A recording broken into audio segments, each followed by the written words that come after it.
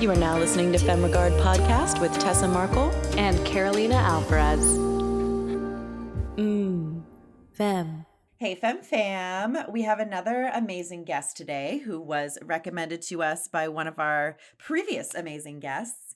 So Ryan Little, who was on earlier this season, has already connected us with some amazing filmmakers. And today we have Stacia Crawford, and she's done so much. She is a director, writer, and actress, started pursuing acting, moved into producing, realized her passion was really in directing. And she talks a lot about how, her priorities changed as she went through her career, and that's okay.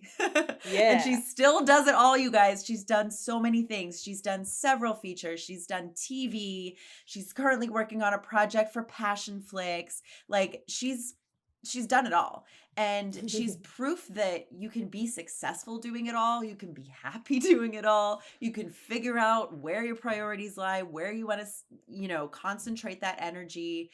And she just really talks about her journey through this process and how she's gotten to where she is and how the people that she's met along the way have really helped her do that.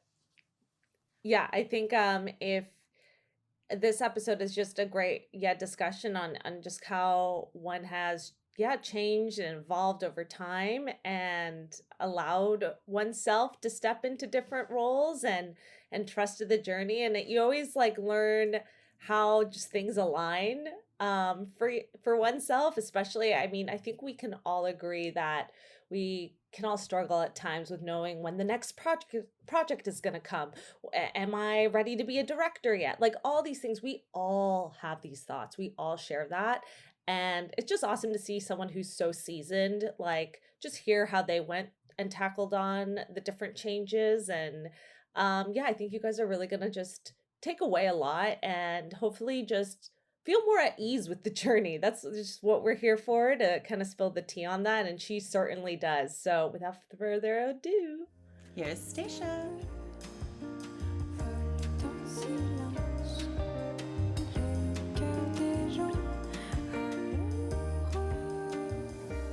Stacia, our girl Stacia is on today. Writer, director. You've been busy. I was scrolling on your website. I'm like, what has she not directed? And we're so excited. Especially to go from the episodic space on what you've directed. We're excited to kind of see what brought you into that world.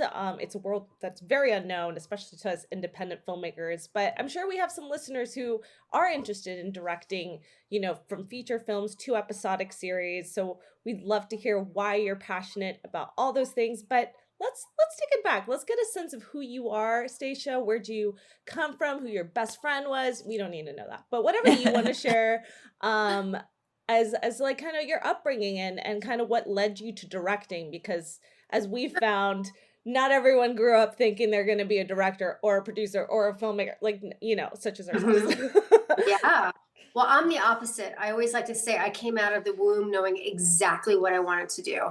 Amazing. When we were little and everyone was playing, girls are playing with Barbies or whatever. I was always on, a fake host couch being interviewed for my next movie. I kid you not. I always knew what I wanted to do. Oh my God, that's amazing. Yeah.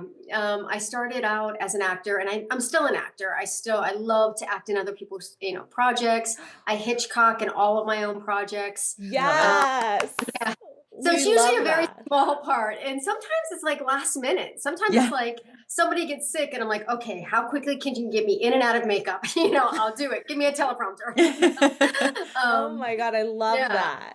It's a lot of fun. So I always knew I wanted to be an actor. I wanted to be on Broadway. My mom was a dancer when she was younger on Broadway, and never followed that path, but was very encouraging, for me. Mm-hmm. You never did a chorus line? You weren't kicking up? No. She did the can-can. She did the can-can on Broadway. Oh, shit. Love that. She taught dancing. So, and the Crawfords are all I come from a huge family. There's 21 cousins and 19 of them are women. And most of us are artists of some sort. So it's very encouraging, artistic family. Love that. And then my dad was a cop. So, you know, yeah. Balance. So was he just like, what are these crazy ladies doing, dancing and singing around the house? Yeah. Oh, for sure. I mean, as far opposite as you could possibly be. But really, it's interesting because I'm highly creative, but I'm super analytical.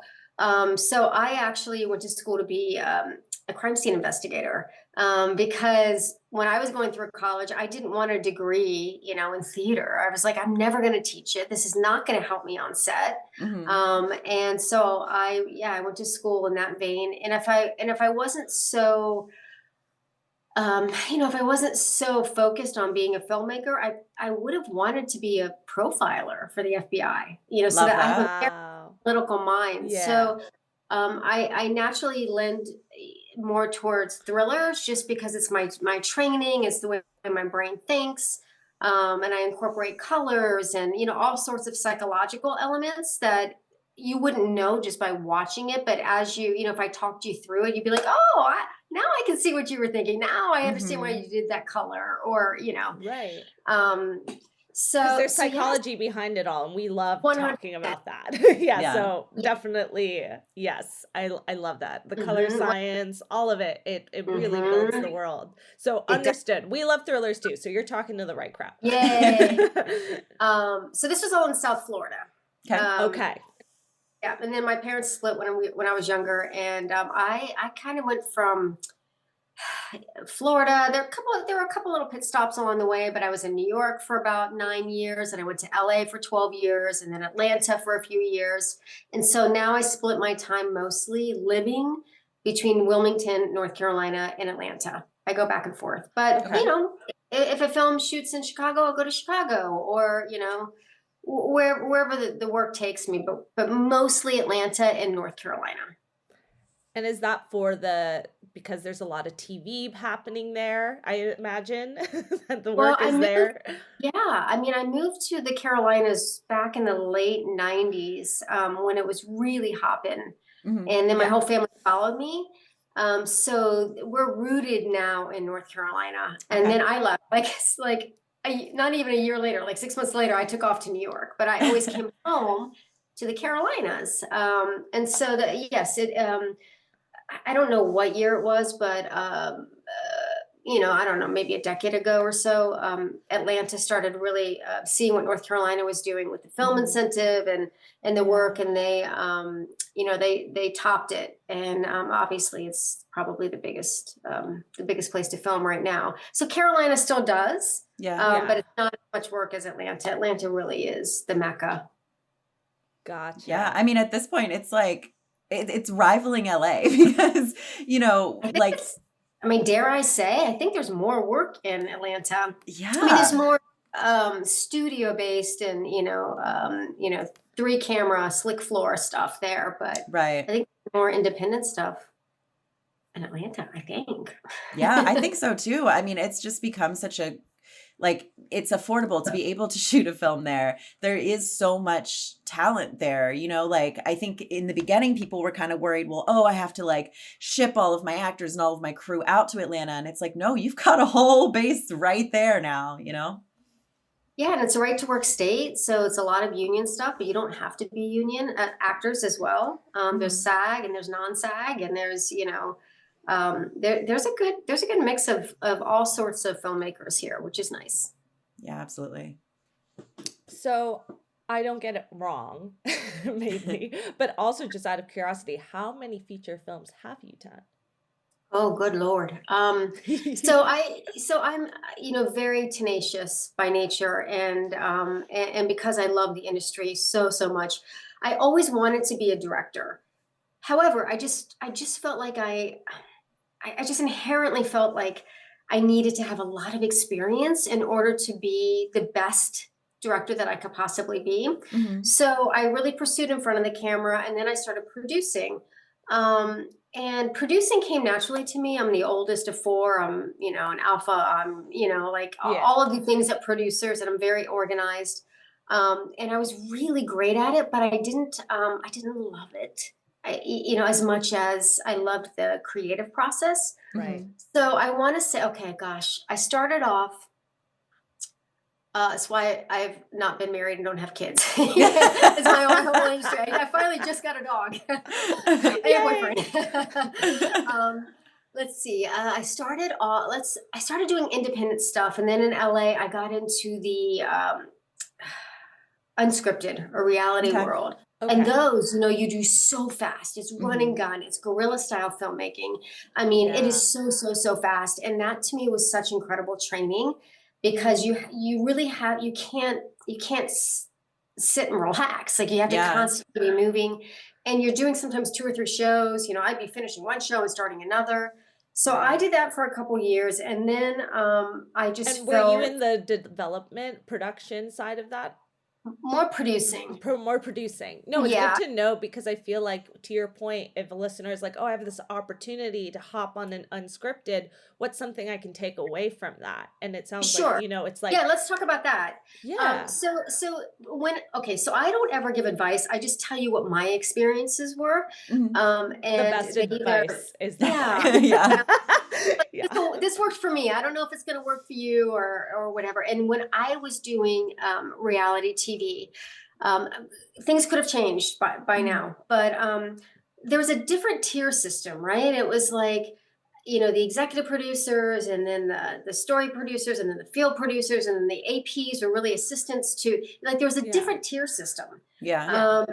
So I worked my way up because that's the way that if you really want to be good, you shut your mouth, you listen, and you work hard, right? And you work your way up. Yes, ma'am. So yeah, exactly. So I felt like I learned, people skills are, having the people skills, especially in reality TV, because not sometimes, the shows are looking for really how do I like eccentric people or sensational people. So having the people skills to deal with all sorts of people, Yeah. also high energy, high people feel very what's the word? They have a lot of stake, at stake. They're showing their personal lives, and sometimes, most of the time, a lot of times it's scripted, but most of the time we see who they are or a glimpse of Yeah. their life. So it is an unveiling of something personal, right? So Right. I think knowing how to do that, also the fast pace, the super fast pace. I took that with me because, I do films sometimes in, 14, 15 days. Yeah. And I do credit my work in reality for giving me that training of working fast, but working with integrity and, quality.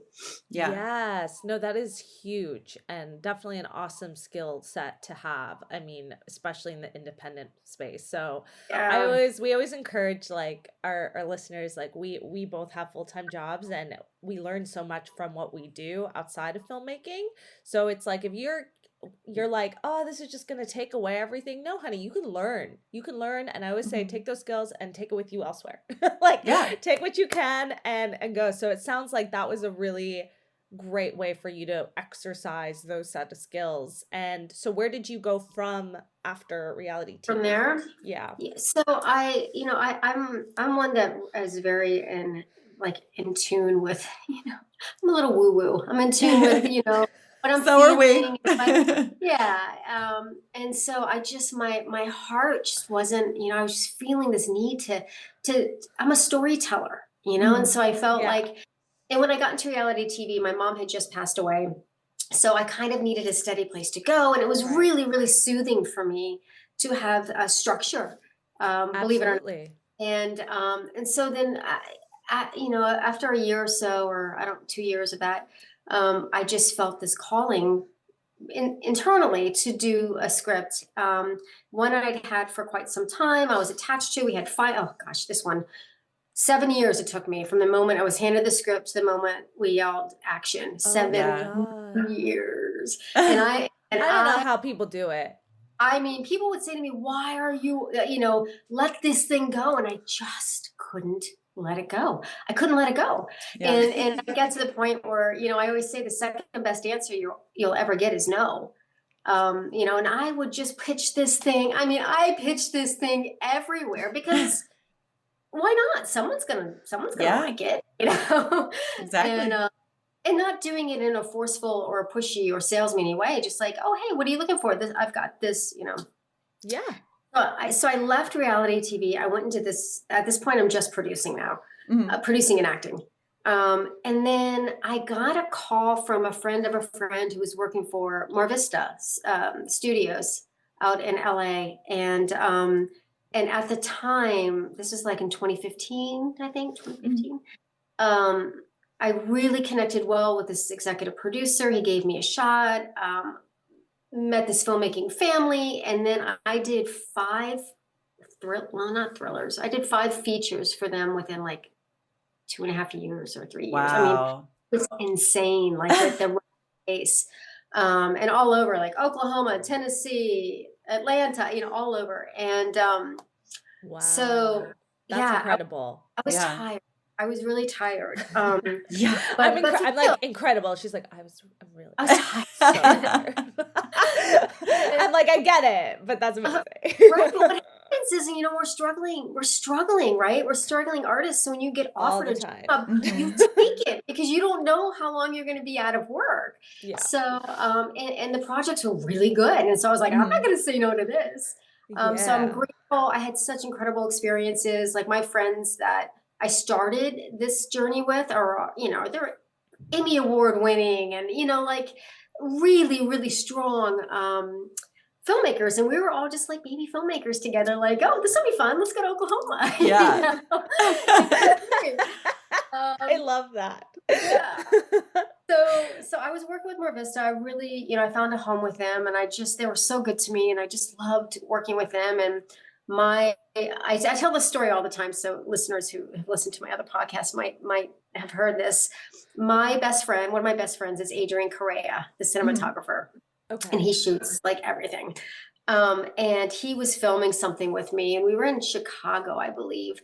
And my boss had come to me and said, what do you want to do next? Like, do you want to be an executive? Do you want to work for the company? Do you want to do more of these? And I said, he said, what is your heart? Like, what is truly in your heart? Just be very open with me. And I said, I've always wanted to direct, but I just never thought I was ready. And he said, I think you're ready. So go shoot a short film and give it to me. He's like, because I still have bosses that I have to bring it to. So you've proven yourself as a producer. Now prove to me that you can direct, and I'll see what I can do. So I didn't know this at the time, but Adrian had gone to him behind my back and said, she's really a director. Like, she's really, really a director, and you would do yourself a great service by hiring her as a director, because she knows how to act and she knows how to produce, and together. Yeah. So that conversation, sparked my boss to come to me, and so within, 2 months maybe, I wrote, produced, put my own money in a short film to direct. And the woman who I hired as the lead, she had gotten ill. Later we found out she was actually pregnant. She didn't even know it. So last minute I stepped in and played the lead, because I was like, the train has left the station. Yeah. And it was like, I want to say within 2 to 3 months. It was not a long time, and they loved it. And I think they were just more impressed that I actually put my money where my mouth was, literally. And so many people don't. So when you like someone shows up, that's instant, like, okay, like this person gets it done. They get it. Yeah. And how many times have you heard, oh, I've got this great story, I've been working on it for 10 years or whatever, and it's just, my process is like, lickety split. So so then they gave me a thriller. Oh my God. Okay. And my first one ended up on Netflix, guys. Amazing. Yeah, Congratulations. Super excited. I was like, oh, Yeah. I think I like this. And it's a thriller. So I was just going to say, like, what genres had... Thriller. Yeah, all thrillers. Yeah. Okay. No, not all, but from what you had done with the previous Mar Vista, were those also, did you get to work on any? No. So as a genre? producer with them, I produced a thriller, two thrillers, 2 Christmas movies, maybe 3. 3 and 2. It's mostly thriller and Christmas. is Christmas. what- Yeah. And then Yeah. The juxtaposition there is funny. Yeah. Just Well, you know what's thriller and really- Christmas. You know what's really great is people say all the time, like, what's your genre? And, I really respect people who have a specific genre and stick with it. But I just love the versatility. I love that I can come in and do a Christmas movie. I have a kids' Christmas movie with unicorns that's on Hulu right now, and then I've got thrillers on Netflix. So, Yeah. Heck you know- yeah. I love Yeah. that. I love And I it. just want to take a second to like give you kudos because you obviously put all of the work in before you even got to Oh, this director role, like all of the producing you've done, all of the like last minute, I'm jumping in there to direct myself in this and like all those sorts of moments, like that takes a lot of just stamina, Yeah. and which by the way, guys, I'm keeping my stamina up with this magic mind elixir. Oh, yes, he is. If you have not heard me talk about this stuff, I love it. It has Talk all about kinds it, of girl. stuff. Yes, it has all Tell kinds us. of stuff to keep you going all day because it's not like coffee that you're going to like crash after. You're going to get the Get jitters jittery. from. This has got matcha, it's got adaptogens, it's immunity boosting, and it actually tastes good. And it's in this tiny little bottle, so I can take it with me anywhere. So like On set. filmmakers on the go, yes, it is the Let's perfect go. thing. And the team even gave us a discount for you listeners. So again, it's Magic Mind Elixir. And with our code FEMREGARD, just all one word, you can get up to 56% off your first subscription if you do it in the next 10 days and 20% off your one-time purchase. All you have to do is go to magicmind.co/FemRegard. But hurry up because the discount only lasts 10 days after this episode airs.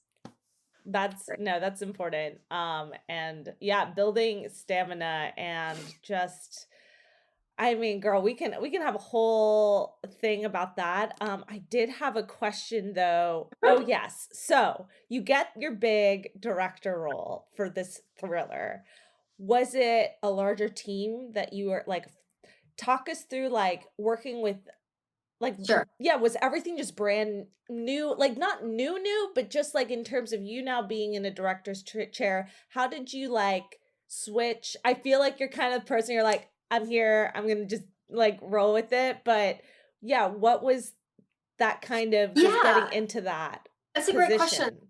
So by nature, I'm very calm. I'm very soft spoken. I'm excited right now, so I might be speaking fast. But I think I brought in because I've been producing for so long. I brought in a team that I really loved, and then the producer on this particular my first one was wonderful. We're still friends, to this day. I love working with her. So what I learned.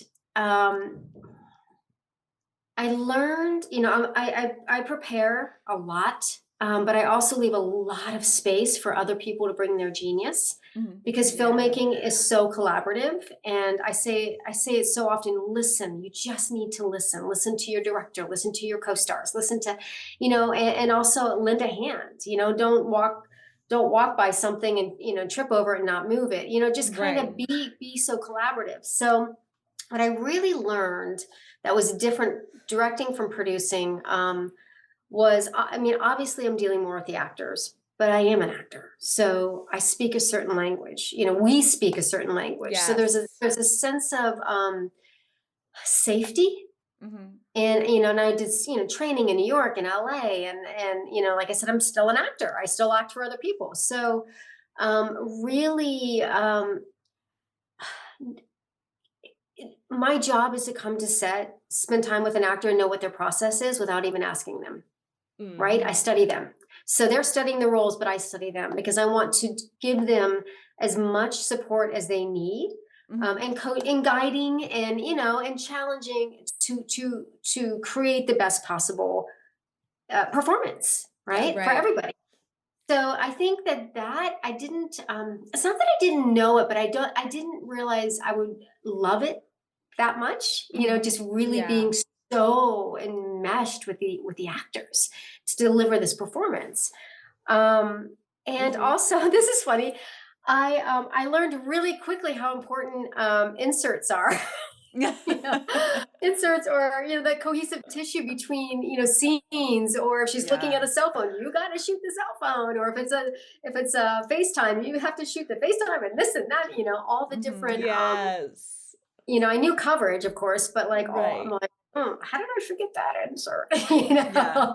Uh, Ryan Little actually brought that up on his episode. Just like have a day where you just shoot a bunch of inserts yeah. and like that way you can focus on the main story like most of the time, and then you have a time just to do the inserts that you're like, oh shit, I don't want to forget about that. Well, I put it on my shot list, so I have time for it. But inevitably, I'll get a call from the editor going, "Hey, did you by any chance shoot the pizza box opening?" And I'll be like, "No, I didn't even think about that." Yeah. Somebody ordered me a pizza box, and then, so I do a day Yeah. for that. And if I'm lucky enough to be on a project that's big enough to have a second unit, sometimes I'll send the second unit out, like just go shoot B-roll of the trees Right. blowing, or establishing shots or whatever. But to Yeah. circle back, I think I went off on a tangent. So the films I usually work on are under $1 million, or let's say the films I have worked on up until this point are Right. under $1 million. My goal is to get to the next tier this year. Yeah. So my crews are small. I'm talking 30, maybe 30 people, and it's not a huge cast. Some of the cast, sometimes cast is bigger than others. So and at that level, and in the smaller town, we tend to work together often, right? And so that's a beautiful. You got to bring your A game, because you're only as good as your last job. So if you work on a project and you're not that nice, you probably aren't going to work, on the again. But then the opposite is true too. Like, I've worked with so many of the same people over and over again, because it's an unspoken language, and no one's getting the big bucks on these levels. So it's about really working on quality stuff that's going to pay your bills, and with people you like. I think that's like the through line through a lot of filmmakers that we interview, is just like you find that family and you just want to keep working with them. And that doesn't mean people change it up, sure, but I think that's what is exciting. And I always tell people who are starting out, like, go find your family, go find your community, go find the people that like the same stories that you want to tell, because those are the people you're going to make stuff with, and probably over and over again with. So it's awesome to hear at your level of experience that we so hope to achieve that. It takes years of work, but you get more and more work as you continue to grow and build and find your family, essentially. I mean, I think I think like 80% of our jobs are based off word of mouth, recommendations, knowing people. So it's sometimes an agent or a manager can get you in the door, but chances are, I mean, I just had an interview with the producer, and we're like, oh, I know this person, I know that, we knew so many people, we just never worked together before. So it's great, because at any time, they can call and say, hey, what's it like working with Stacia? And hopefully I'll get a good review, right? That's so true though too. Like, I've had several people ask me that, are either new to LA or like technically know how to do the job, whatever it is, like whether they're a grip, whether they're assistant camera, like whatever, but they've never actually like worked on a set, other than maybe like in college if they went to film school or whatever. And they ask me like, how do I get jobs out here? And it's tough because, for actors, we've got IMDb, not the crew isn't on IMDb, but usually there's more information for the actor side of it. We've got Actors Access, we've got Backstage, things are posted on there for us to find these jobs. But for crew, it's not always like that. And I always tell them, just start getting to know people, because once you build those relationships, you'll be able to find those jobs. Even if that means like being a background actor on a couple of sets, because acting isn't what you want to do, but you're on set. So you have that chance to connect with other people. Or better yet, be a PA. If you really want to say, be a PA, learn what it's going to be like to work 15 hours. I remember I hired this one person, I can't remember what position, but she was like, oh, I didn't realize when you said 12 hours a day, I didn't realize you really meant 12 hours a day. I said, well, actually, I meant 12 and a half, because I wasn't including lunch. And it's like long, hard hours, and people don't realize it. And, PAs are just they're doing everything. Mhm. So Yeah. that's the best way to learn. It is, Yes. it is a hard job. Absolutely. Yeah. Stacia, something that I think I Wait, was, can I just say something real quick before I lose yeah. this Yeah, thought? of course. Oh my God, of course. So going back to your finding your core group of people, Mhm. absolutely 100%. But I often find, change is scary, right? For all of us, we're human. It's human nature. So like sometimes I'm going into a film and my normal, 2 or 3 DPs might not be ready. And so I have that moment of like, oh, I got to find another DP. I got to find somebody who understands my language. I got to find, and it's Yeah. scary, right?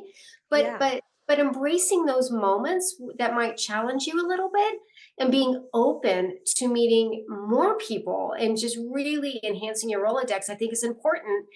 Even though it's not in our nature. We want to go with what's comfortable, what we know, the Right. language we know. So yes, build your tribe, but also be open to meeting new people. And Mhm. No, I think that's great advice too, because people do sometimes get stuck, but not even stuck isn't the right word, but you can't always work with the same people either. And you should want to work with other people and change. And, it helps you as an artist grow too, because there's so many people you can learn from, which is exciting. So I think it's important. I just think for the people who are starting out and are like, so like, I don't know how to go about this. Finding, I think, your tribe is kind of the best way to start. Doesn't mean like that's it for life. Like you're like married to these people for forever. No, not at all. But those people can provide, like you said, recommendations, word of mouth, so that way the work can keep compiling. I think is just well, yeah, you have to keep moving. And when I yeah. started off, I'm older than you ladies, but when I started off, we didn't have an iPhone. We didn't have the red camera. We didn't Yeah. have anything you could look at footage right away. I mean, I had, I think Super 16 was like the cheapest or something. And you had to get the film developed. And it was expensive. Mhm. And so nowadays, there's no excuse not to make your own short film or your own commercial or your own Yeah. content. I mean, you've got it in your hand Yeah. all the time. Make it. Yeah. Yeah. I think too, a lot of times we're like, well, is the iPhone enough? Like you can tell when something's shot on an iPhone sometimes and whatever, but there's no excuse not to practice at least. Make something that's like literally no budget aside from like the food you're ordering to help pay quote unquote your friends that are just helping you do this for fun. Like you have to start somewhere. And I think a Yeah. lot of us don't want to put like all that time and effort into something that we're not going to make money off of, or we're not going to get into festivals. But like you really need to practice. Carolina and I did several shorts on an iPhone where we weren't paying anybody, we weren't making any money. Like we just threw it up on YouTube kind of thing. It's really But good it to helped practice where us, you can. yeah, so much, like learn to work with each other to build a story, build a world, and like editing. Honestly, I like delved into that after Mhm. we shot stuff. And Yeah. so thank God I didn't spend like thousands of dollars trying to rent a camera for the little shorts we did. So I got to like practice my chops that way. Mhm. And Which I always say, if you don't invest in yourself, how can you expect anyone else to? Amen. Mhm. boom, snap, clap. That is it right there. That's right. That's why when people are like, what's stopping you is there's a You. lot of things stopping us. Mhm. Okay. There's so much, but at the end of the day, it is you. Like you want something, you gotta go get it, honey. Like don't like just, and it's easier said than done, but we're hoping that we can show our community like it is achievable, and it might not happen overnight, but we'll get it done and we'll do it. It never happened overnight. I've been doing this 20 years. Yeah. Oh. Overnight. But that's the thing, right? Like yeah. the public that isn't in the industry, we look like overnight successes to them, and Sure. I say we, but you know what I mean. You No, maybe. yeah. No, but yeah, it's, they don't see all the years and years and hours of work that goes into everything, so I lived that's in a good reminder. 300 square foot apartment in New York City. Like Mhm. no, Yeah. I mean but go to your point. I was in an acting class and we did everything together. We did everything together. You know, we supported each other. We did off Broadway shows. We did, you know, skits. We were all bartending, of course, or waiting tables. We would frequent each other's, you know, place of business. Like we did everything together. Yeah. And when, you know, water seeks its own level. So when you know, when you start working and all your friends start working around you, it's really incredible to see. And now they're winning Emmys, and it's like NBD, and your shows are on Netflix, and it's awesome. Yeah. I love and that. touch upon this too, just because we're all females, right? You know, when I started off in New York City, it was really an interesting time. I was in there in the late 90s, 2000s. And back then, it was very, very different for women, you know, and if you had my experience, what I saw and witnessed, it was like the women that had families weren't booking as much, you know, because the thought behind it was, well, who's going to take care of our kid? And you know, all that crazy stuff. And so now, and also it's like, are you a comedic actress or are you a dramatic actress? You got to choose, you know, are you a commercial actress or are you a theater actress? You got to choose. Now we're given so much more opportunities than when I was, you know, young and upcoming in big cities. So I think that it's really an incredible time to be a filmmaker, especially a female filmmaker, because we're getting into the rooms. You know, we're having, you know, before maybe we weren't given the same opportunities. I just know for me, it's changed so much where I didn't feel like I could have all of that and a career. Now you can have it all. You know, like I realize you can have it all, but it is a wonderful, wonderful time for filmmakers in general. Hi, friends. I'm David Berman, and for 16 years, I performed over 300 fake autopsies on CSI, Crime Scene Investigation. And I'm John Wellner, and I too was on CSI for 12 years, playing the toxicologist Henry Andrews. John and I are so excited to introduce CS I Love You, a podcast dedicated to all things CSI, both the show, but more importantly, we'll talk to the heroic criminalists behind America's favorite crime drama. So pull up a chair and join us as we talk about murder, mayhem, and mystery. It's CS I Love You. Go out and make it happen. Yeah. No, and speaking of having it all, I want it all. And so the something I was really excited to talk to you about is, you know, me and Tessa are both are multi-hyphenates, and I'm leaning more into also directing. I'll be directing our first feature film, and we're acting in it and producing it. So all the things. And I just wanted to hear about how you've been able to kind of still, you've said it in the beginning that you still get to act in certain roles. And that's something I just know in the future, I'll probably be doing one of the three at different times. And that's really exciting. I really love like all three so far. And I just wanted to hear a little bit about how you've managed to, you know, do more than one thing. And are you doing that constantly? Are you being 2 to 3 things on a thing, or do you stick to like one role per project? I'm just very curious about that, because that's something I aspire to do. I mean, I only wanted to act. That's, you know, I mean, I knew I wanted to do other things, but acting was just it was my fire. Yeah. And I remember someone said to me once, "Oh, but as you get older, your priorities will change." And I thought, "Oh, blasphemy! Like never will I give up acting," you know? And so, but she was right. It's just my priorities changed. And I just found, I am so in love with directing because I get to use all these facets that I have, you know, I've honed that craft. Yeah. So even though I'm directing, I'm still a producer. It's still in my genetic makeup. I can Right. walk into a room and go, well, we can save $3,000 by doing this, and this, and then maybe I can get the, you know, the techno crane that I want for like a half a day, you know, because I know how to build budgets. I know every single line of a budget. So I'm a director that producers love because I understand what the money is. Yeah. Right. I think that's huge. But also like working with the actors, you know, I'm working that acting muscle, right? Right. So I don't necessarily have to be in front of the camera.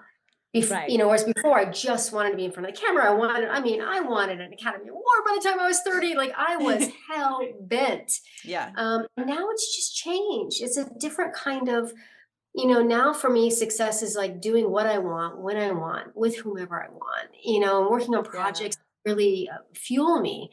Now, of course, sometimes I take jobs because I got nothing else going on. And, you know, and it's like, okay, I might not have done this if I had 3 other offers, but yeah, sure, I'll do this one.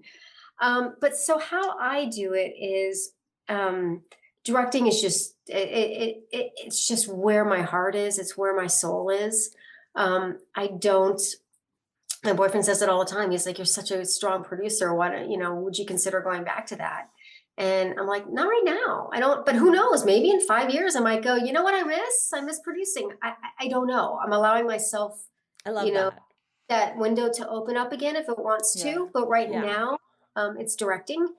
And then acting, I do love, but I have to say where I am in my career right now, I would be reticent to take on a big role as an actor because I'm such an involved director. And I feel like acting takes so much, directing takes so much. And unless you have a partner that can really help with the directing, I just would be concerned that something would come across as less than for me. So I still do like the, you know, 1 or 2 lines. I play like a newspaper, you know, news reporter or a, you know, so I'm still, you know, fulfilling that desire. And fun, you know, like I do auditions all the time and I can tell you, I just have fun. Like I enjoy it. It's working that muscle again. But I guarantee it. If I, you know, get cast in something by a director I don't know, I'm going to be nervous. I'm going to be like, oh my God, what am I, you know, and I do this for a living. So,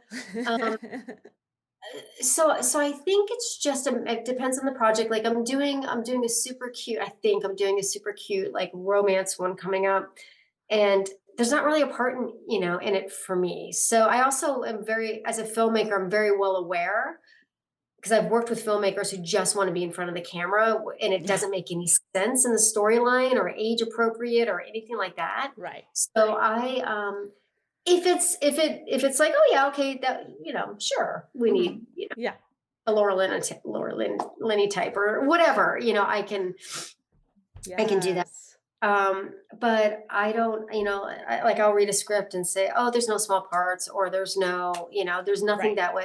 You know, she's much too young or she's much too old. There's no point. You're not going to push it. Yeah. You're not going to be like, oh, I need to be like, No. And I just did, and I just did we'll get into the episodics, but I just did like, because I just wanted to be in, you know, one of my episodes, you know, I'm like deep in the background. If you blink, you might miss me. I don't even have a line. I don't even know. I haven't even seen if that episode's if they're gonna cut me out or not. You know? So I don't even know if I made the cut, but you know, but it was fun. It's just, but I also do it with everyone else in the crew too. I'll be like, all right, who wants to be on camera? You know, and in the small parts too, because some people are like, absolutely not. Do not show my face. And some people are like, I'll do it. You know, it's fun. It's fun. I love that. I like, you know, that's such a cool way to really involve your team in an even deeper way, you know, because sometimes you're on a project and it's like, you might not even know everybody's first name, you know, or you just know nothing about them. And that's a great way to really make them feel like they're part of the project, because the projects that I've worked on, either as an actor or on some side of production, that like really try to make you feel like this is your movie too, you know, they've been the best projects. Exactly. I was nothing but a background actor in one of my now friends' feature, and they made me feel like family. They made me feel like I was a part of this, you know, like, so that really builds that camaraderie and probably gets better work out of people. but most often, like sometimes, like if I'm filming, let's just say a diner scene, it's getting late and we had to release some extras. I'm like, crew, who have I not used? Come here. Would you mind being on camera? Please, please, please. Yeah. And sometimes they'll be like, all right. I'll have to go like to the DP and be like, can I steal your gaffer for like just one quick shot? Yeah. Or, you have to go through Right. the proper channels and make sure they're not like doing something super important for the scene Yeah. before you put them in camera. But yeah. And it's fun for me to watch too. Like I'll be sitting with the editor. I'll be like, oh, look, that's our art department. That reminds me of our friend Kristen Baker. She had done a Christmas movie called Merry and Gay, and she was telling us about how there's essentially like this small town talent show in the movie, and they took their whole like gaffing team and had them do this little like choreographed dance, and it's so cute, like knowing that, watching the movie, like we were laughing out loud. Yeah, they're all in their black still. Like you wouldn't know if you would like now seeing it. You'd be like, oh yeah, that makes sense. That's the gaffing team. Hell Well, yeah. I always tell my wardrobe department, make sure you have extra black shirts, make sure you have extra socks, because I Smart. guarantee you, I'm going to send somebody from crew to you at the last minute, and it might even be me. So Yeah. just make sure you have extras in solid colors. Ooh, Yeah. that's a good That's a good smart. tip. No, and Mhm. thank you for sharing. Just I love your mindset of being kind of open, but like still knowing what your heart wants to do. And I think that's just like the best advice personally that I'm taking away from that is just kind of like, follow what you enjoy, but I think stay open-minded too to like new possibilities or interests or challenges. So I'm And you're allowed to excited for change your that. mind. You're allowed to change your Yeah, mind. girl. I know. Yeah. I think we get set on telling ourselves this is our identity, Yeah. like being an actor performer. That was something that I felt like I didn't get to exercise a lot in my early 20s, like coming out of school, doing it every single day. And then I was like really depressed about it. And then like found independent filmmaking. And now I'm opening myself up to more than one thing and trying to own all of that. And it's exciting. I think we just I love do not feel bad if you change your mind or Mm. want to explore something or don't like something. It's just life's too short. Like Yeah. And just also, it's okay if it's your identity. I would say it's my identity for sure. I mean, yeah. but I found balance Mhm. now where I'd never had balance before. So, taking care of body, What's mind, that? spirit. Yeah, exactly. Exactly. Yeah. And having Yeah. to, and I got a puppy, and she really reminds me every few hours to take a walk, to put work Mm. down. I mean, because Mhm. you get consumed. So I think it's Yeah. okay to feel like it's your identity, but also try to find Right. something that helps, soothe that a little bit when you're feeling a little too anxious or overwhelmed or, Right. exhausted. Mhm. Right. And to No, know too, like 1000%. what your I guess purpose is the word I want to use behind it is too, because like I'm finding that I am good at producing, but I don't necessarily love it. But for me, it's about creating my own content. So it's like, yes, I'm willing to take on this role because I can really find the reward in what's behind it. So I think Yes. too, if you're like still figuring that out, like, do I like this? Do I want to try this? Like looking kind of beyond and what's the purpose behind it too is important. Yeah. And if you change your minds, I mean, I used to, like I said, I wanted to win an Academy Award by the time I was 30. Mhm. Didn't happen. But it's okay. Yeah. Like giving yourself goals I think important, but also not beating yourself up or saying, you know, I'm never going to let this go, and then feeling bad Right. because you did let it go. It's okay. You can change your mind about anything. Yeah. Anything. To touch on television I was just briefly. going to ask you if you want to talk about Yeah, just a little bit. I know we're like, again, I think that Mhm. we have some directors out here who could be interested. And let's say they've only worked on films. They like, what is, yeah, how do you land yourself in that position? Is it knowing, again, the right people to kind of give you that chance? And then, the showrunner, or how would you even find yourself in that position and kind of Yeah. like, yeah, how to rewire your brain almost to work in that space because it is different. Yeah, so I started directing in 2018, and I think I've done, gosh, ladies, I think maybe 9 movies or something. Okay. Um, And I wanted to work in television. I always have. Had no idea how to get there. It's the same thing. I just know how to hustle, and in a beautiful way, right? Like that's not a negative connotation. I reach out to people all the time. I talk to people. I hear their stories. I'm helpful to them when they need something from me. It's just, it's networking, like we talked about. So for me, I've only done one show. It's a streaming show. It's for a platform called Passion Flix. Tosca Musk she's running an empire over there. She's phenomenal. Wow. And it was, she does books, romance books, and she turns them into movies, and she's been very successful at it. She's a multi-hyphenate for sure. And she had optioned this book, and it was a 4-part book. So she decided to do a season per book. Okay. And it just so worked out. I had interviewed with her before. I heard her name. I was like, oh, I want to, a strong woman who's doing this much. I want to be in her presence. Like, I just want to work. So I'd heard about her. And again, Atlanta's big, but it's small. And when you, in a lot of our filmmakers, we all work together. We throw each other jobs. Sometimes I turn down a directing job, and I'll say, but, oh, these are 3 directors you should look at. Or, like Ryan and I have been trying to work together forever. Like, we're trying to find the right project. Hopefully a series where we can each direct an episode. So there's a beauty in not being competitive, being really supportive, and just, it's like the, adage where you light a candle. Just because you light a candle doesn't mean it diminishes the candle that you're holding. Like, the flame's still bright.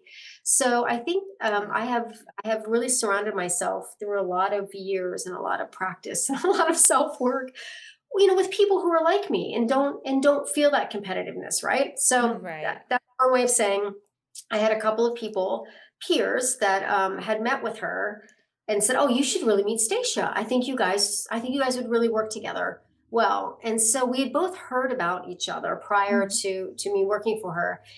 And it's kind of a long story, but I was hired to do a sequel to a movie that I did that was did very well. And then literally at the last second, like 2 days before I was supposed to fly out, like a week before, shooting, I got COVID.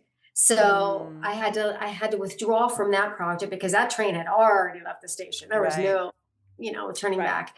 And then literally like 2 days later, I get a call from Tosca, and her schedule had rearranged so dramatically. She was supposed to direct multiple episodes of this TV series. And then she ended up having to jump on another show. So she was looking for a director, hopefully one director, to kind of carry it out and do 2 seasons. And I was like, how soon do you need me? And it was like Monday. Okay, I'll take another COVID test, So literally, I kid you not, and I talk about this all the time, I knew of the books. I hadn't read the whole series. I knew, I was familiar with, it was a mystery and there was a lot of romance in it. I never read a script. I said yes just because I so badly wanted to work with Tosca, in Passion Flix. So I mean, I would have been like, I'll take 1 episode, but she gave me 10. She gave me 10 episodes. Oh my God, that's amazing. Yeah. So we did 2 seasons back to back. She did the first 2 episodes. I did the next 10. And it was okay. So I'll tell you the similarities and the differences. So like I said, it's my first one. It is for streaming. We did shoot it. Luckily enough, I'd worked with 90% of the crew before. Loved the crew. So we already that's great. already had language. The DP and I think this was our 4th or 5th project together. Phenomenal. My line producer, my ADs. I mean, because you got to really like people a lot when you're in the trenches, right? Or at least respect and understand how they work. And so we kind of shot it like a film, but like a 10-week film. And it was That's very the way I would do it. I'm like, I don't know how else I would figure it out. So, like typically from my understanding with episodic is the director gets an episode or a block. Exactly. And then they switch and then Right. Well, this one was just like, it was the whole way through, which was incredible because there was consistency. There was consistency with the actors, just the heartbeat of it was consistent, right? Right. And Tosca and I had shadowed her for a couple of weeks, so I really got a sense of what she was looking for. Because yes, I'm bringing my own signature to it, but I'm still working for her and for her project and for her network. Right. So yes, I might have wanted to do XYZ, but her style is ABC. So I have to find a way to still, do her style, but with my signature on it, right? And that's what I think that's the difference with episodic, is you really have to bring a piece of yourself, but you have to stay in line with what the network wants, what the show is about, whereas in and especially with an adapted screenplay from a book that is literally like word perfect. Whereas in original screenplays, I feel like directors have a little bit more leeway to play with maybe the framing or the color or the performances. I feel like episodic, you have a little bit more structure to stay in the lane, if that makes sense. Yeah, no, it definitely does.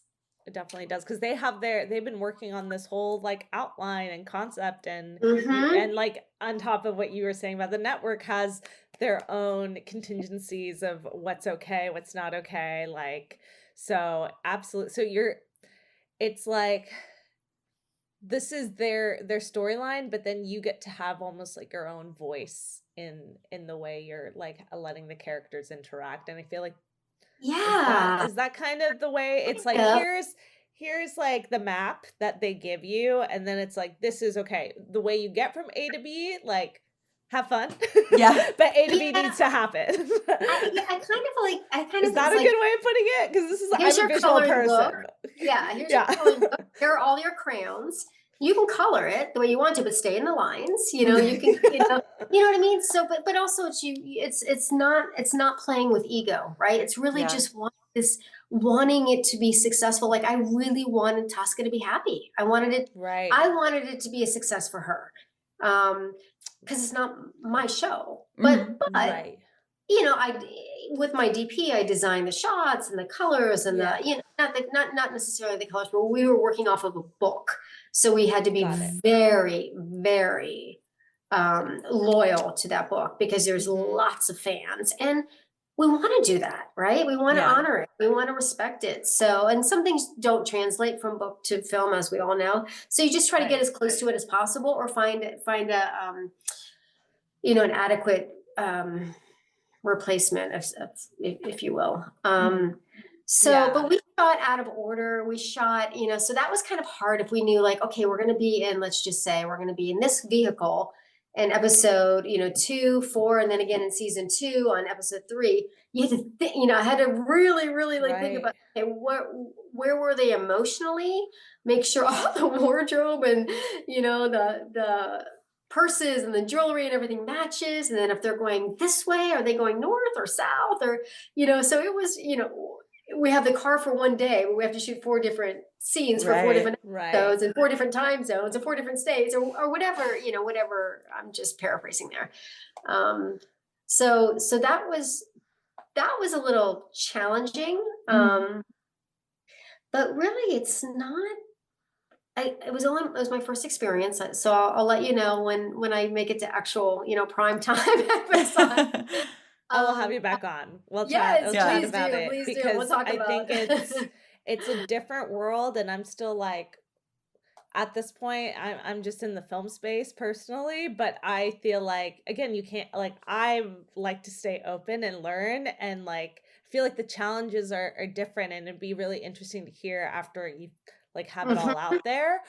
What are your takeaways? What do you really love about that, working in that medium with like a coloring book to like kind of help tell a story? But I think when you're passionate about what the whole like show is about, that is what you end up relating to, and that's why you, like you said, you wanted it to be the best you could for her. And I think that's just the same like with any project that you're working on, that the end goal is like, you want to make something good, right? Yeah, you want, like, you do. And you get to a point, like, I I did with her. Like I would have an idea, be like, oh, I want to try this idea. I hope she doesn't hate it. You know? Yeah. Or if I had a really out there idea, I would always shoot it in a different way as well, so she didn't like it. You know, because ultimately, I turn in what's essentially a director's cut, but Yeah. Right. network and exec and producers, they get final say when you're at my level. You Yeah. know, as Right. as you work up the ladder, you have more creative control. So my job is just to give her or whoever my boss is the best possible footage, put it Yeah. together, and hey, this is the way I see it, but you know, ultimately walk away and just know that they have the same goal in mind, which is to make the best show possible. And that requires stripping yourself of ego.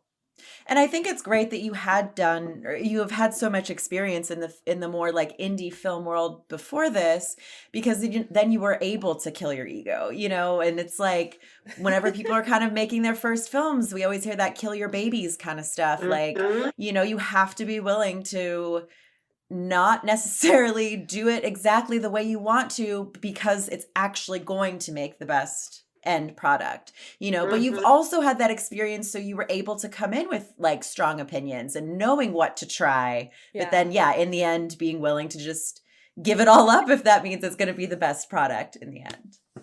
Yeah, and like my DP and I, like I said, we work together a lot. So there's an unspoken language. We always have a plan A, plan B, and you hear me a lot say, "Okay, we're going to pivot," because things happen. You run out of time. It starts pouring rain. Somebody gets sick. Have to pivot, right? But I would say, "Okay, let's just do. You know, I'd like to do it this, and this," and he'd say, "May I offer a suggestion?" And I would say, "Yes, please." You know, and I would say 95% of the time I would go with his suggestion, because it would still get to the same end result that I was looking for, but he just had a different technical way of getting there than because I don't know the cameras. I don't know. I mean, you know, I'm limited with my knowledge as far as for equipment. But that's how you work together, right? That's how you know, and then sometimes it'd be like, oh gosh, I wish we could, but we can't because remember this and this, and be like, oh yeah, I forgot about that. Or, you know, so Good. It sounds like a good DP partnership you have. yeah, I for know. I sure. just get so upset when he's not, like when he's on other projects. I'm like, wait, you're mine. Oh, no, that's a really good way to communicate with someone and trust their abilities. Like you said, like they're bringing on their genius, and that's what you know, that is why you want to hire the best, and that you got to then let them shine. Like that's why they're there. Actors too. And actors, you know, like I always, sometimes I'll have like an executive producer who just like pops in on set, and they'll be like, before the take, "Oh, make sure you tell them XYZ." I'm like, no, I don't tell them anything. Like, let them perform, then I'll come in and make an adjustment. Yeah. And then we'll do a different take, you know, like if, you know, I would say like, if you don't see what you are hoping to see by take 3, then let's have a conversation. But I guarantee you, anything that you're going to tell me to tell them, they already know, and they're going to do it in take 1. Let them do it. Like they're prepared, you know? Yes. Love that. As a professional actor, I appreciate that from a director. Yeah. 1,000%. So we know that you are in your directing phase. What else is on the horizon for you? And is there anything coming out that our listeners can see? You know, I can't talk about too much because, you know, you have NDAs and stuff, or you start a project and sometimes it takes 7 years to finish, you know? But I can tell you that I am constantly working on something. So I'm technically off a show, but I'm still helping out with post wherever they need me on my last show. I'm reading scripts constantly. I can tell you, I have a Christmas one that I'm super excited about. Nice. Working with a singer that I adore, and that's just getting going. I don't know. That'll be independently financed, which is a whole nother conversation for one of your shows, I'm sure. I don't know when exactly that's going to go. I do have one in Europe that I'm super excited. Again, this is a producer, an actress turned producer who lives in England.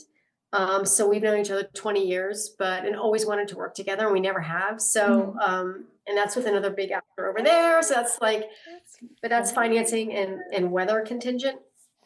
And that's a drama. That's a drama. I think I'm going to pick feature. Drama feature. Yeah, these are both features. Nice. I do have another feature that I think I'm going to do, which is super cute. Just a romance, super, like after the thrillers and the hardcore like chase stuff, sometimes I just like doing, something easy. I hear you.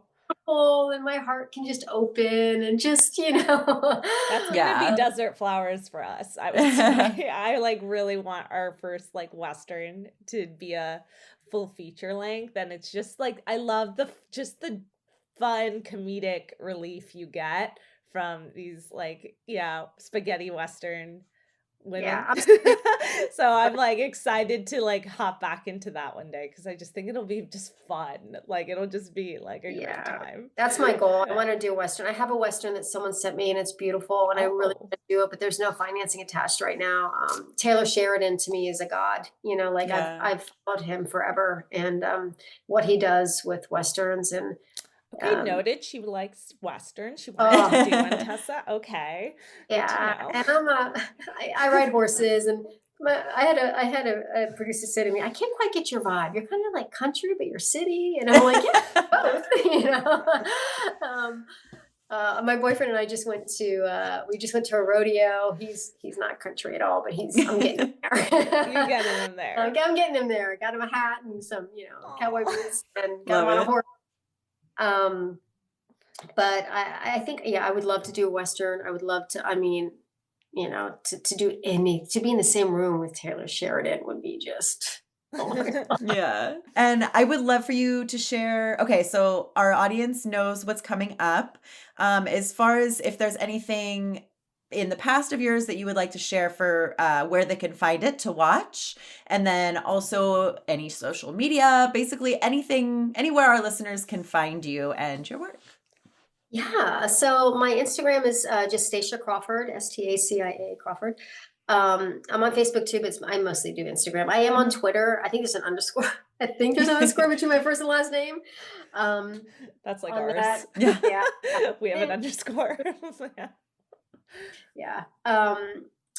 So I do have, I have a super, I always say it's just a no frills, a super cute kids movie called A Unicorn for Christmas. It's with Abby James Witherspoon, Reese's niece. Nice. She plays the lead, and it's about a girl who gets a unicorn for Christmas. I mean, it's really sweet. If you're just looking for a feel good Christmas movie with not a lot of hijinks or, anything, so that's on Hulu, and I believe it might be on Tubi. I have a lot of things on Tubi right now. Okay. That's awesome. It's a free channel. Tubi's a free channel, by the way.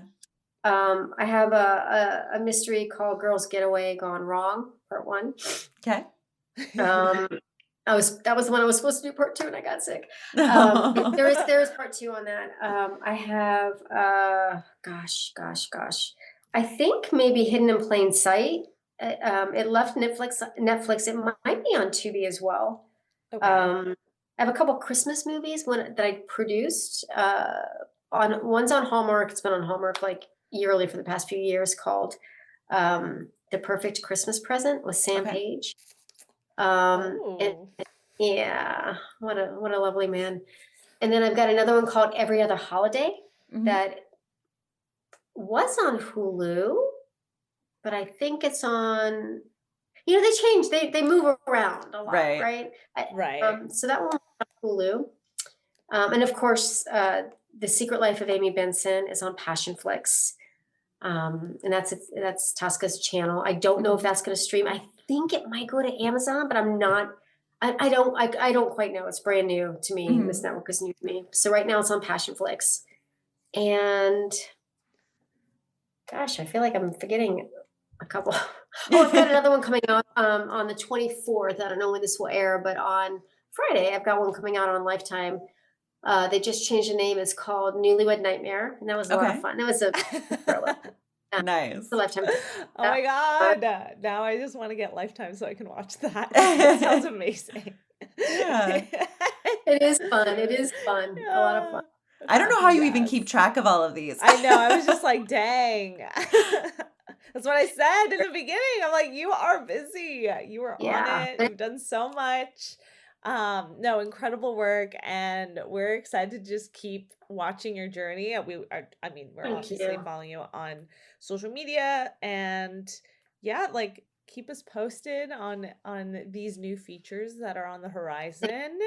Well, And yeah, no, keep killing it. and there's nothing wrong with not working as hard as we do, right? Like there's Mhm. nothing wrong with just taking your time and choosing what you want. And Yeah. just because like I've chosen just to work really hard, really hard and fast, Yeah. that it doesn't mean Own I'm it. always gonna Yes. do that. Yeah. And that's why I think where the danger comes in is in the comparison, Mhm. because Yeah. you know, You're like, some I'm not some doing people that. might not want to do a unicorn movie with a 15-year-old, or Yeah. having the comparison, and also knowing, like I haven't worked on set for a few months, and then you start getting anxious, right? You're like, oh my gosh, Mhm. what am I supposed to do? And just know that it happens to everybody, Yeah. everybody, Yeah. and sometimes people's films come out just coincidentally all at the same time, but they shot it over 3 or 4 years. And so I think really keeping that perspective, it's what I have to remind myself, Yeah. Mhm. That's huge. And my boyfriend's in the business too. He's a stunt person, and same thing. It's like some months are crazy busy, and some months it's, you just have to remind yourself it's like this for everybody. Yeah. Yeah, It's that's a really hard great with reminder. social media, like it's just so hard to not compare. And when people are posting XYZ, and yeah, so I think that you bring up a really good point. And we just, we thank you just for saying that. For sure, it's perspective, and something that, I'm just so glad we got to chat with you today, and like hear how you've managed so many things, gone through so many different like hoops to get to where you ultimately wanted to be. Right. And I think that I just love, there's a pattern I'm noticing in life, is that things just work out, and they always do, sometimes at the very last minute, or you get COVID and then it ended up working out in your favor because you got Yeah. like, it's just how life is. So I just learned like, okay, I want this to happen, I'm gonna keep working, but it's gonna just work out when the universe just wants it to. It always does. It just does. Always. So I I try learned to that. not. I learned that late in life. I would spend I'm more time. working on that, but that's what I'm noticing. Like, to calm my anxiety down, I just tell myself it's gonna work out. You know, fucking idea why it keeps me up at night and like how, but it will, because you're working at it, It so does. it'll just Mhm. happen. It's always better and better, right? When Yeah. you just like Yeah. listen to that voice. I would spend more time in between projects stressing over finding the next project that I hadn't. It was a hamster wheel. And Mhm. at some point, I think, a couple years ago, I was like, Yeah. wait, why it's going to work out. So Yeah. it might not be, my bank account might be a Right. little lean this month, or I might, not be Right. able to go here or there. But I will have to say, because I think hard work pays off, like really hard work, treating people well, having integrity, Yes. working with people who have integrity, and not getting stuck in that competitive cyclone, because that breeds negativity, right? Right. Um, That's negative. but also sacrifice. Yeah, I've worked hard, but like I said, I've sacrificed a lot that other Yeah. people, what I'm saying? So the grass is always greener. So it's not, Right. it's hard. You don't want people to look and go, oh, wow, that person's working all the time. But yeah, but Yeah, what if I was just telling my Yeah. roommates, like, I don't have time for friends right now at all. And it's hard sometimes, but it's like the little amount I have is like to my partner, because like even on the weekends, yeah, I'm going to his, but I was telling my roommates, it's like I'm podcasting my whole Sunday. Mhm. Like I'm not hanging out with him. So like the little windows I have, that's what I try to do. But it's, yeah, it comes at a sacrifice, and I just hope that those friends stay there. Well, yeah, I know they will, but you can't help, like, I'd like to be a present person, and so it's just Yeah. like, yeah, hard. Thanks for listening to Femme Regard Podcast. If you like what you hear, tune in every Friday for more tips on the filmmaking business and insightful conversations with industry professionals. We can only grow with your support, so please subscribe, share, rate, and review. You can also join the Femme fam on Patreon. For more on us, check us out at femregard.com.